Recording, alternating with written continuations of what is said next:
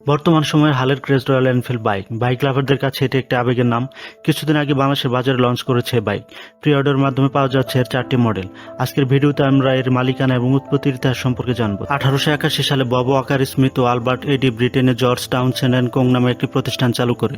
মূলত সুই উৎপাদনে তাদের জনপ্রিয়তা ছিল। তাদের স্লোগান ছিল মেড লাইক এ গান। এই স্লোগান তারা বর্তমানে ধারণ করছে।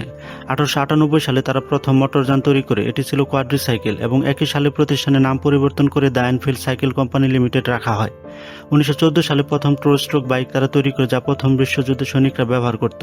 1932 সালে তারা প্রথম তৈরি করে তাদের বুলেট মডেলটি, যা বর্তমানে পৃথিবীর সবচেয়ে পুরাতন মডেল। এটি এখনো বহাল তবিয়তে চলছে।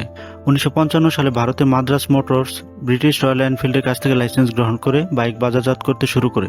প্রথম ব্রিটেন থেকে যন্ত্রাংশ এনে ভারতে সংযোজন করা হতো। পরবর্তীতে 1962 সালে ভারতে কারখানা চালু করা হয়। এনফিল্ডের জন্ম ইংল্যান্ডে হলেও ধীরে ধীরে সংস্থাটি দেউলিয়া হয়ে 1977 সালে বন্ধ হয়ে যায়। তবে এর ভারতের শাখাটি তখন বাইক তৈরি করছিল। দীর্ঘ আইনি লড়াইয়ের পর 1999 সালে ভারতের শাখাটি এনফিল্ড নামে গাড়ি তৈরি করতে থাকে। বর্তমানে বিশ্বের বেশিরভাগ দেশে এই গাড়ি রপ্তানি করা হয়। রয়্যাল এনফিল্ড তৈরির জন্য কুমিল্লা 14 গ্রামে নিজস্ব ব্যবস্থাপনা একটি সর্বাধুনিক উৎপাদন কেন্দ্র স্থাপন করেছে ইফাত মোটরস। এটি স্থানীয়ভাবে বিশ্বমানের গাড়ি তৈরি করতে সক্ষম। নেপাল, ব্রাজিল, থাইল্যান্ড, কলম্বিয়া, আর্জেন্টিনার পর সপ্তম উৎপাদন ইউনিট এখন বাংলাদেশে। বর্তমানে রয়্যাল এনফিল্ডের শতভাগ মালিকানা ভারতের আইশা মোটরসের হাতে।